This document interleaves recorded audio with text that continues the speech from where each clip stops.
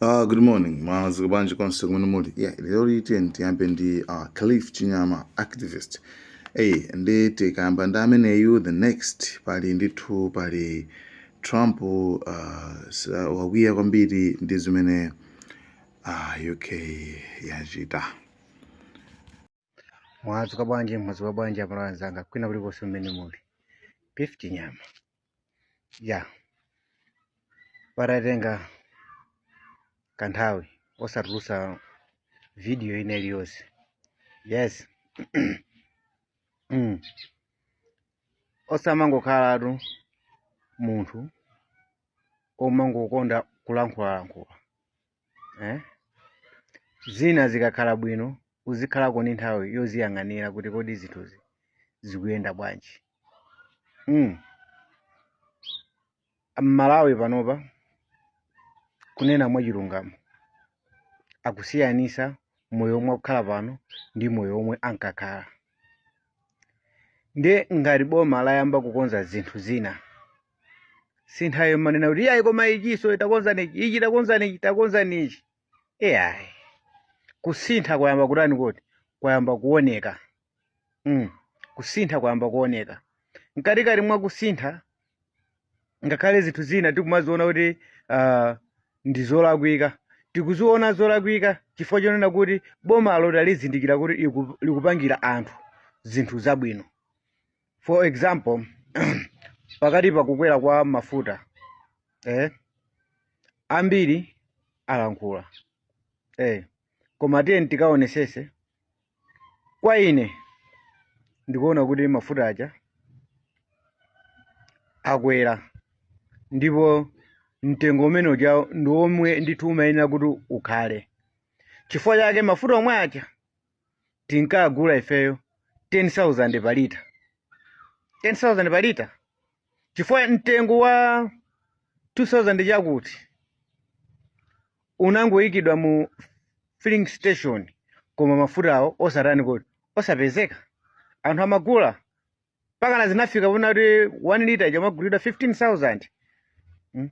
Ndiye ndichanzeru chanji munthu kukayika mtengo wa mafuta wotsika pa filling station just for display koma pasakugulisidwa china chilichonse. Anthu kumakagula ma black market mafuta pa mtengo wa 15,000, 10,000. Ndikuti mafutawo akhale 5,000 koma iweyo ukapita pa filling station uzikapeza. Chanzeru ndicha. Boma lija lapita lija mafuta alinkagulisa pa black market 15, 10,000. Pa mtengo wochipa omwe anthu akufanizira akusiyanisa ndi mmene akwerera mafuta pano unalipo koma unangokhala basi kumangooneka zima digital zija kuti akuti paja ndi mafuta mtengo wake ndi chani kodi ndi 2,000 chakuti koma mafuta palibepo. Guys, tizikhala serious. Okay, ndinangoona ndimangofuna kungodusako kumeneko chifukwa anthu ambiri amanena kuti iyayi mafuta akwera. Khalif Chinyama sunalankhule chifukwa chani? No. Akuluakulu zinthu zayamba kuyenda bwino mwakuti ngakhale ma areas amenewo afikako. Boma lifikako ma areas amenewo chifukwa chisanzo chona kuti boma likuganizira anthu ake ndi mmene mitengo ya zinthu ili panopa yokhazikika. Mitengo yokhazikika. Ife kuti wina aliyense panopa kuti muzikamuuza kuti angakalongolole nkhani za mafuta kapena wina kunena kuti ayi ndipita pasewo kapanga ma demonstration chifukwa cha mafuta, iye kapena ndipita pa demonstration kapanga chifukwa cha that.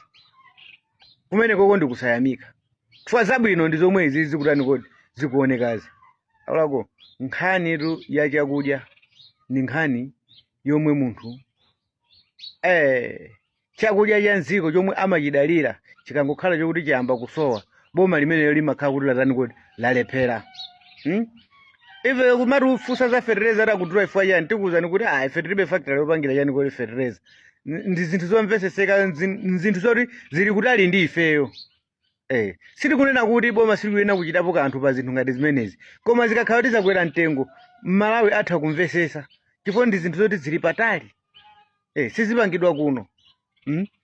Nkhani ya kukwera kwa mafuta tilibe kuti kuyenda sanje tuchitipa tilibe doko la chani kuti ujeni tilibe zisime za mafuta ndi atakwera boma titha kumamvesesa kuti kodi mafuta tikuyenda tifufuze agwera chifukwa chani then bomalo nkumalipempha kuti ili tiganizireko kuti mtengo watani kodi wanyanya.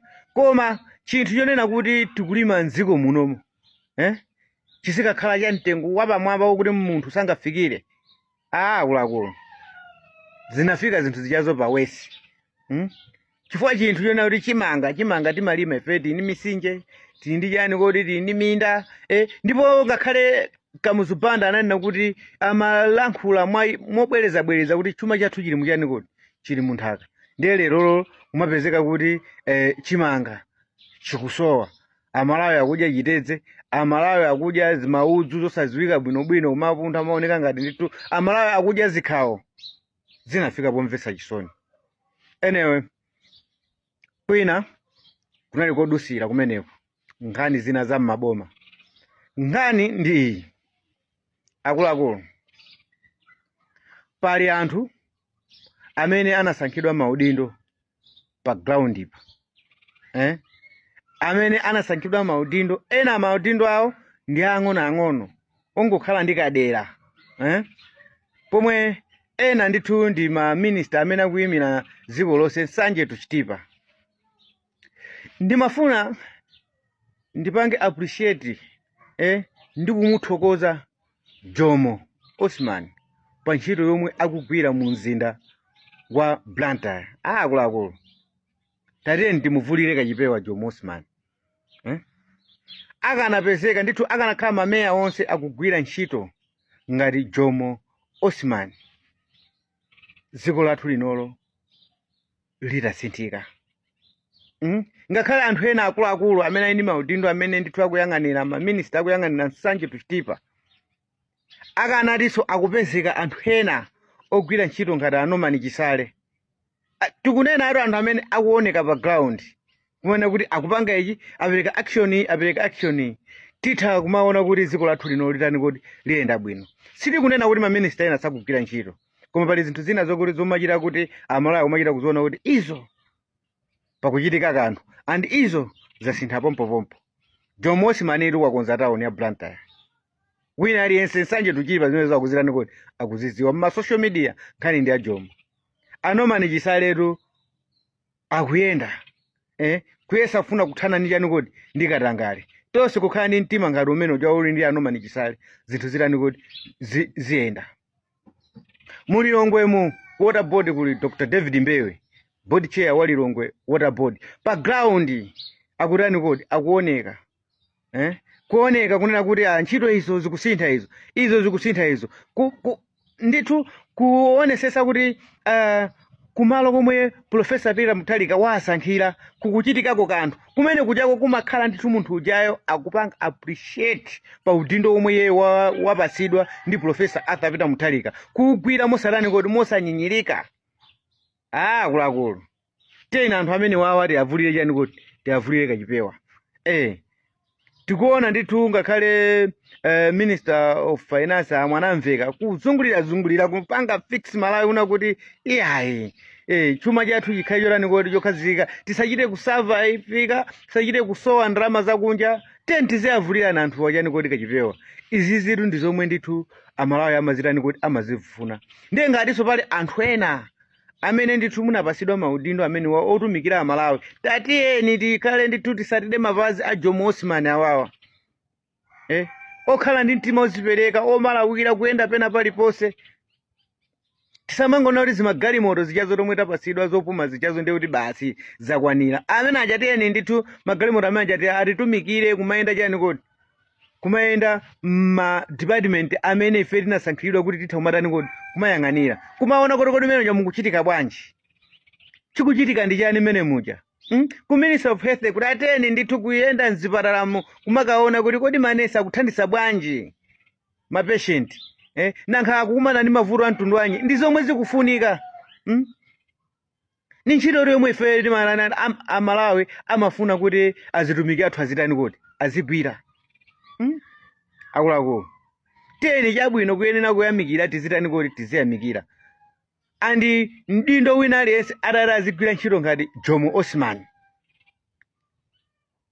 zikhala zonyadisa. Mdindo wina aliyense, minister wina aliyense, aziyaula deputy minister azigwira ntchito ngati mena kugwira Anomani Chisale. Ndi zinthu zotani kodi ndi zinthu zonyadisa. Board chair wina aliyense azigwira